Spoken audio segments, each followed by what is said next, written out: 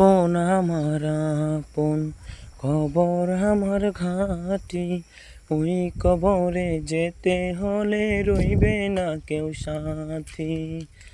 থাকতে হবে নিরলায়, একা একা বাস্তলায়।